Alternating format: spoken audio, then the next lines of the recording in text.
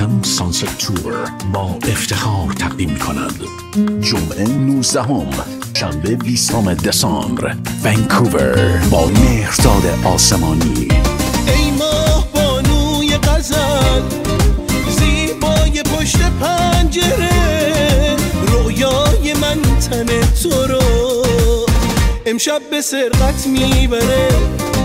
19 20 دسامبر با مهرداد آسمانی. توی این غربتی که هستم دارم میمیرم، بالت نیست، بازم دست تو دستم میخوام بگیرم، بالت نیست. مهرداد آسمانی، ونکوور. تو حضور حادثه است وقتی از عشق بگی، سفر یک طرف است رو به جاودانگی. Tickets available at eventyard.com. تلفن اطلاعات 236 688 74 12. وقت عاشق شدنه.